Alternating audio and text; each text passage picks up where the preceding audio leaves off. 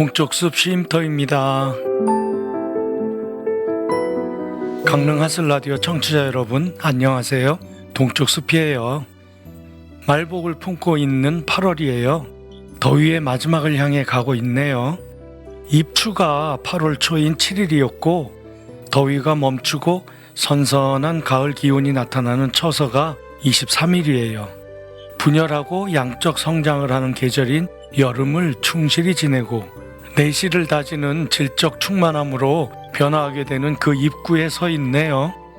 그런데 비가 오지 않아 오봉댐이 마르고 있네요. 이러다 9월에 태풍이 닥치지 않을까 걱정되네요. 아직까진 아이스 아메리카노나 아포가토가 어울리지만 곧 따뜻한 라떼나 아인슈페너가 떠오르는 가을을 마주하게 되네요. 오늘은 커피 도시 강릉의 향기로운 카페 그 첫째로 제가 다녀봤던 곳을 소개하려 해요.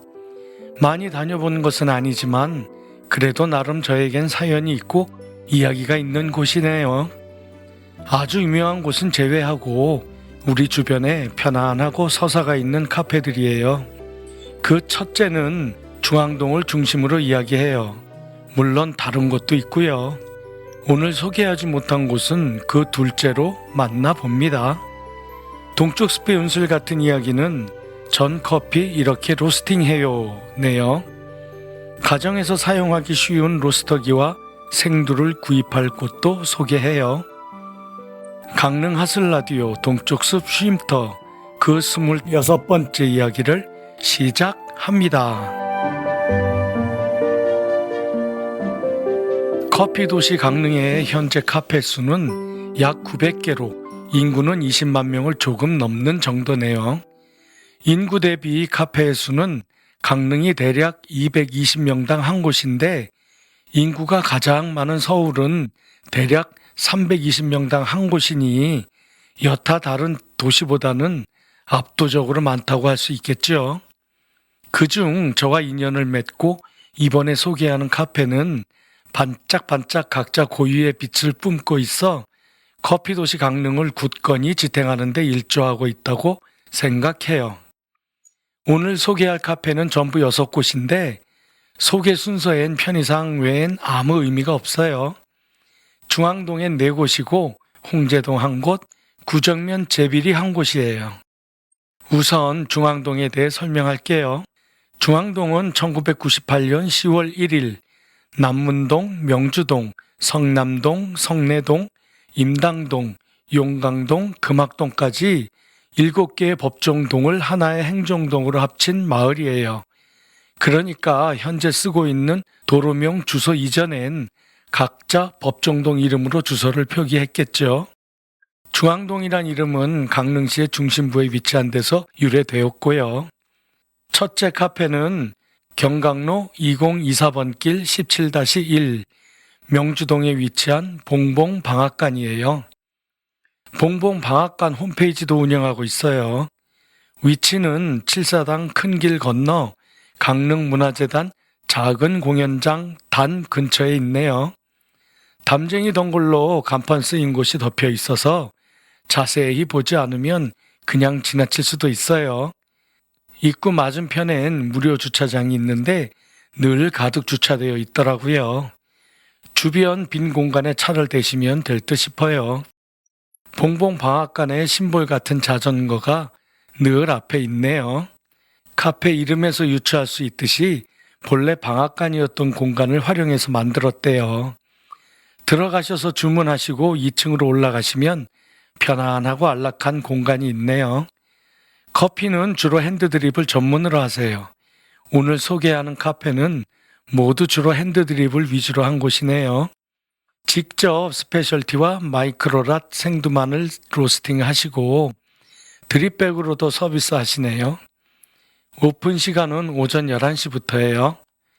이 카페와 인연을 맺게 된 것에는 지난 겨울 몹시 추울 때 아쉽게도 지금은 자취를 감춘 강릉시 영상미디어센터 선생님을 만나기 위해 방문한 것이었네요.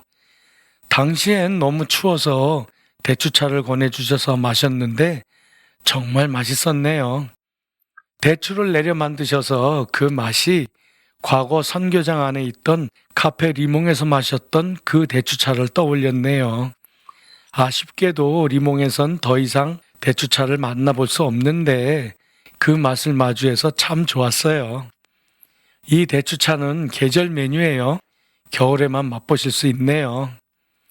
커피도 품질 좋은 생두를 사용해서 직접 로스팅하신 원두이기에 그 특징이 그대로 도드라져요. 대도호부 관아 근처나 중앙시장에 들리실 때 잠시 여유로움 속에 차 한잔 하시면 좋을 듯 싶네요. 둘째는 카페 객사문이에요. 위치는 임영로 141번 길 10이고 용강동이에요. 대도호부 관아 뒤쪽이고 강릉시 선거관리위원회 뒤쪽에 있어요. 이름에서 알 수 있듯이 국보로 지정된 강릉 객사의 정문인 객사문에서 따온 것이에요. 이 카페는 강릉 살맛나는 중앙동 마을관리 사회적 협동조합에서 운영하는 카페예요. 중앙동 주민들이 자율 운영하는 협동조합의 수익사업으로 2022년부터 운영하고 있네요. 여름에 어울리는 아포가토도 아주 맛있고요. 커피는 물론 미숫가루도 맛있어요. 중앙동을 스스로 갖고 가려는 협동조합원들의 소망을 담고 있는 카페이기에 친근감이 더 크네요. 내부 시설도 목조로 객사문의 느낌을 주고 있고요. 편안해요. 저도 조합원의 한 사람으로서 자주 이용하고 있네요. 동쪽 숲 쉼터와 찻집 보니도 중앙동 마을 라디오 녹음 스튜디오를 활용하고 있네요. 셋째 카페는 토속로 118 용강동에 위치한 마카조은이에요.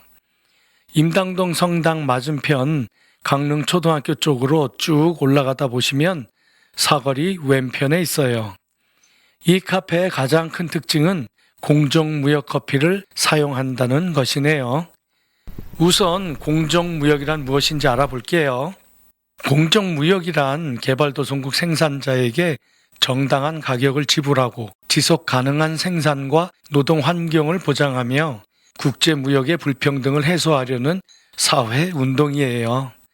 그러니까 생산자에게 공정한 대가를 지불하고 소비자에겐 좋은 품질의 상품을 제공하는 윤리적인 무역 방식이네요.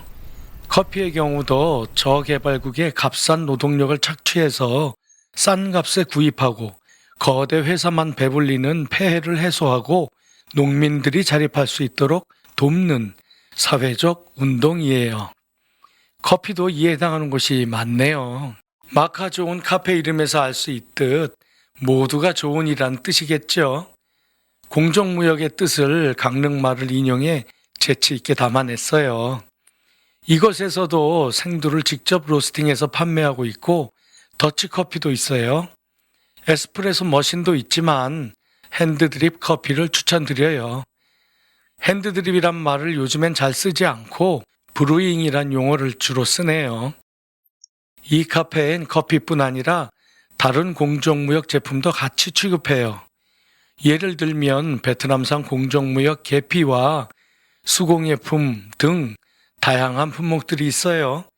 둘러보시면 뜻밖의 기분 좋은 득템을 하실 수도 있으실 것 같네요.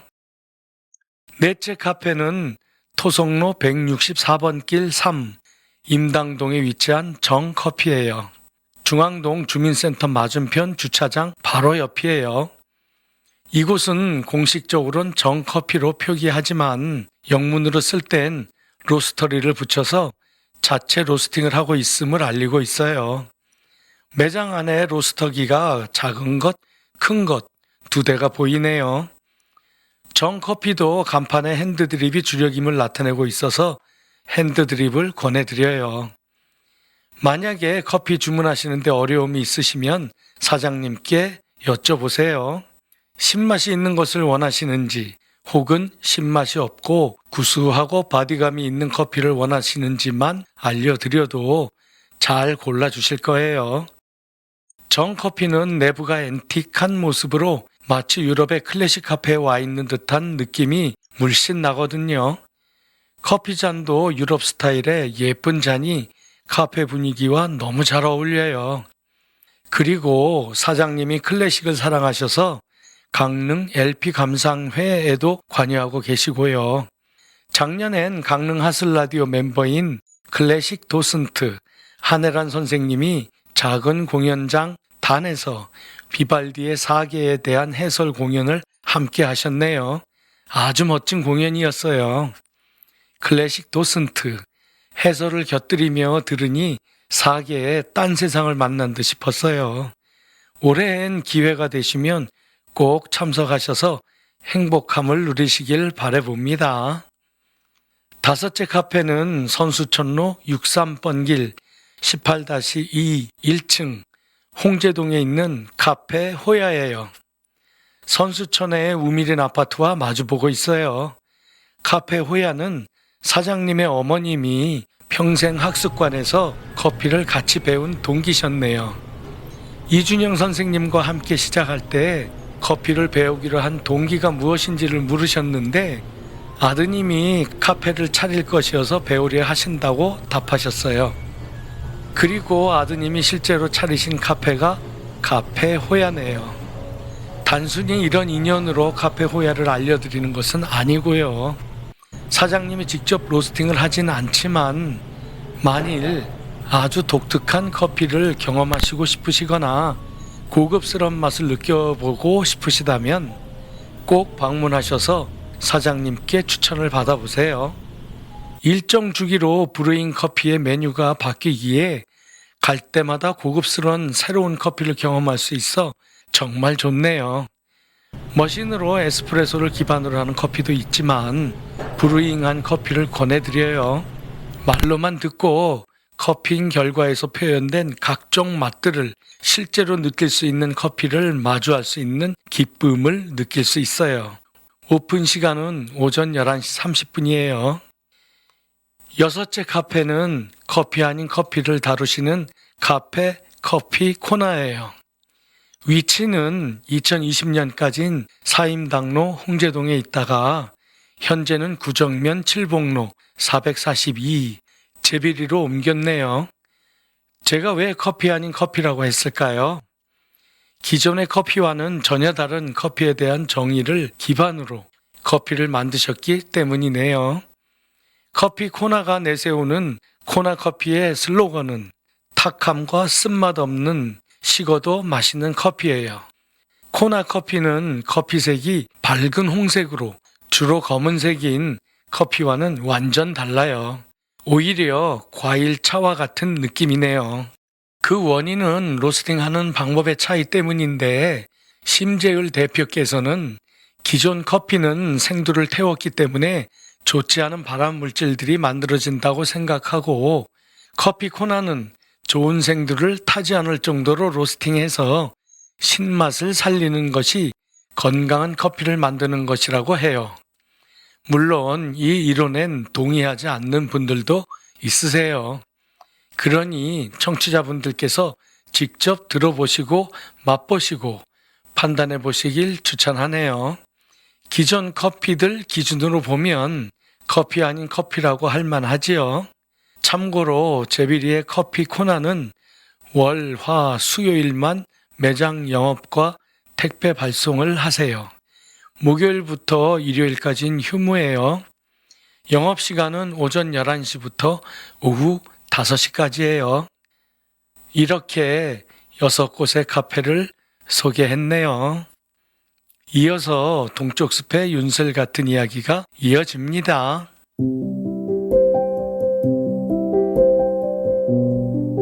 동쪽 숲의 윤슬 같은 이야기. 전 커피 이렇게 로스팅해요. 동쪽 숲의 윤슬 같은 이야기는 전 커피 이렇게 로스팅해요로 이야기한다. 2025년 2월 동쪽 숲 쉼터 커피 어디까지 왔을까? 중 윤슬 같은 이야기는 나의 커피 로스팅으로 이미 소개한 바 있다. 이번엔 실제로 로스팅하는 화면을 곁들여 보여드리고자 한다. 특별히 자랑할 것도 과학적 혹은 데이터를 기반으로 한 체계적인 분석을 갖추진 못했지만 가장 단순한 방법으로 로스팅을 이해하기 위한 시도이다. 먼저 커피의 맛을 평가할 때 기준이 되는 것부터 알아본다. 향미, 프레그런스, 아로마는 커피를 분쇄하거나 물에 적셨을 때 나는 향을 말한다. 산미, 애시디티는 혀에서 느껴지는 산뜻함과 신맛을 뜻한다. 바디감, 바디는 입안에서 느껴지는 무게감이나 질감을 말한다. 향미, 플레버는 커피를 마셨을 때 느껴지는 맛과 향을 종합적으로 뜻한다. 맛에는 신맛, 단맛, 쓴맛이 삼축이 된다. 여운 또는 후미, 애프터 테이스트는 마신 후 입안에 남는 맛과 향의 지속 시간의 기준이다. 균형, 밸런스는 각 요소들이 조화롭게 어우러지는 정도를 뜻한다.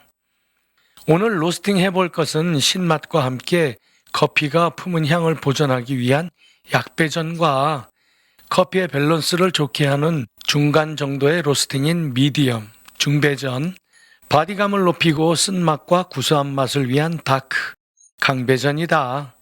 약배전용 원두는 고급스러운 신맛을 가진 에티오피아 생두를 사용하고 중배전용으로는 비교적 맛의 균형이 잘 잡혔다고 평가하는 콜롬비아 생두를 쓴다. 강배전용으로는 생두가 단단하고 바디감이 좋은 코스타리카 생두를 이용한다. 우선 내가 사용하고 있는 가니 로스터기는 부탄가스로 직접 열을 가하는 직화 방식이다. 따라서 가스의 잔존량에 따라 화력이 달라지고 온도와 습도, 원두의 단단함과 무름 등등의 로스팅에 영향을 미치는 변수가 많이 발생한다. 따라서 원두 종류와 기타 조건에 따라 로스팅 시간이 늘거나 줄 수 있다. 그런데 커피를 로스팅하면 볶이는 정도를 조절할 수 있는 시그널이 발생한다. 바로 팝핑이 그것이다. 마치 팝콘 튀듯이 탁탁탁 하는 소리가 난다. 이 소리는 로스팅 과정에서 총 2번 발생하는데 흔히 1차 팝핑과 2차 팝핑이라 한다. 1차 팝핑은 로스터기 온도계를 기준으로 대략 180도 부근에서 발생하고 그 소리는 탁탁하고 크게 난다. 일정 시간 동안 탁탁 소리를 내면서 원두들이 팝핑하게 되는데 1차 팝핑의 기준은 첫 번째 소리 날 때가 아니라 두세 개가 팝핑하면서 본격적으로 소리가 나는 시점이 기준이 된다. 1차 팝핑 소리가 잦아들고 잠시 휴지기를 갖게 되고 계속 볶으면 2차 팝핑이 시작된다. 2차는 1차와 다르게 소리가 크지 않고 작은 소리로 자글자글한 느낌으로 발생한다. 이제부터 이야기하는 로스팅의 조건은 오로지 내 수동식 가니 로스터기에 기준한 것이다. 향과 신맛을 살리기 위한 약배전은 대략 1차 팝핑 후 40초에서 1분 이내로 마감한다. 팝핑은 불을 끄고 난 후에도 머금은 열기로 계속되지만 곧 멈추게 된다. 대략 12%대의 무게 손실이 발생한다. 원두의 색깔은 옅은 갈색을 보인다. 미국 스페셜티 커피 협회 기준에 따르면 아그트론 85에서 75번, 라이트에서 moderately light 정도일 것이다. 콜롬비아 커피는 커피의 맛에서 가장 균형 잡힌 생두라고 평가된다. 해서 대부분 미디엄, 중간 정도의 로스팅이 주를 이루는 편이다.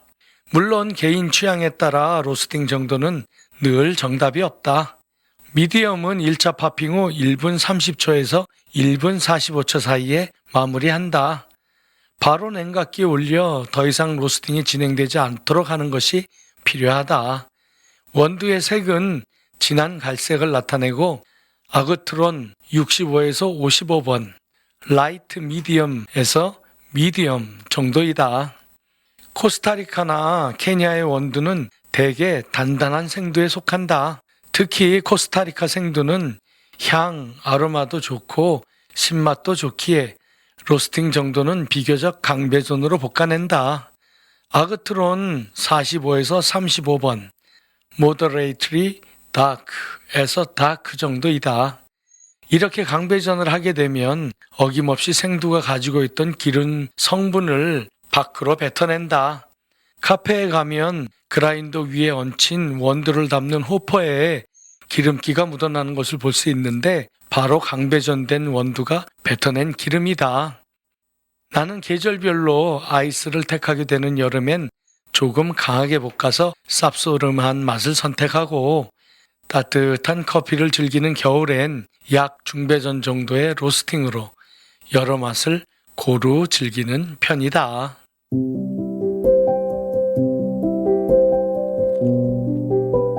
혹시 가정에서 나도 로스팅을 해서 나만의 커피를 즐기고 싶다 하시는 분들을 위해 큰 부담 없이 로스팅할 수 있는 기기를 소개할게요. 두 가지네요. 칼디 미니 전동식 가정용 통돌이 커피 로스터 200g은 제가 만들어 쓰는 것과 유사한 직화식 방식이에요. 단 수동식이 아니라 모터가 돌려주는 방식이에요. 가격은 27만 원 선이네요. 또 다른 하나는 보카보카 250 세트예요. 이것은 열원이 원적외선 히터로 전기로 작동해요. 직화식 대비 열원을 따로 준비하지 않아도 되는 편리함이 있고 특히 세트로 구성한 것은 냉각기를 포함하기 때문이에요. 가격은 35만 원 정도네요. 직화의 나쁜 점은 로스팅할 때 체프가 사방으로 날려요.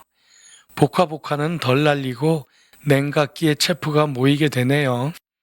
나름대로 장단점이 있으니 나에게 맞는 것을 고르시면 될 듯 싶어요. 단 로스팅 기계를 장만하시면 긍정적 측면에서는 새로운 도전을 즐기는 면이 있으시겠고 반면 그에 따른 여러 가지 일도 발생하게 되네요. 특히 로스팅할 때 나오는 연기는 정말 안 좋아요. 집안에서 하지 마시고 공기가 잘 통하는 곳에서 하세요. 로스터기를 준비하셨으면 볶을 생두가 필요하시겠죠. 생두를 500g에서 1kg 단위로 구입할 수 있는 두 곳을 알려드릴게요. 좋은 커피의 시작이란 모토로 GSC 인터내셔널이네요. 또 한 곳은 알마 시에로예요. 방문하셔서 필요한 생두를 접하시면 되네요. 커피 도시 강릉을 대변하는 다양한 강릉의 카페들을 바라보면서 저들은 과연 어떤 이야기들을 품고 있으며 그 결과물은 무엇일까? 라는 근본적인 호기심을 갖게 되네요. 새로운 카페를 만나기 위해 문을 열고 들어가는 순간 여러 사연의 실타래를 마주함에 따른 약간의 기대감과 흥분에 가슴이 설레네요. 강릉시 평생학습관에서 커피를 처음 배우기 시작하면서 각종 커피를 제대로 만드는 것과 그에 따른 맛의 차이에 관심이 몰려 있을 때 과정 후반기에 로스팅에 대한 이론과 실습을 할 때가 생각나네요. 그땐 로스팅에 거의 관심이 없었는데 이준영 선생님께서 커피를 배우면 대부분 마지막은 로스팅으로 끝난다고 하신 말씀에 지금은 아주 격하게 공감이 가네요. 커피의 여러 가지 생두를 고르면서 드는 커피에 대한 기본적인 의문이 있어요. 생두를 소개하면서 커핑한 결과를 보면 딸기, 레몬 맛이 난다, 초코 맛이 난다 등등 커피에서 여러 가지 맛이 난다고 홍보하고 있어요. 그럼 커피의 고유 맛은 무엇일까? 라는 것이었네요. 청취자 여러분, 늘 건강하시고 행복하세요. 지금까지 강릉 하슬라디오 동쪽숲 쉼터였습니다. 감사합니다.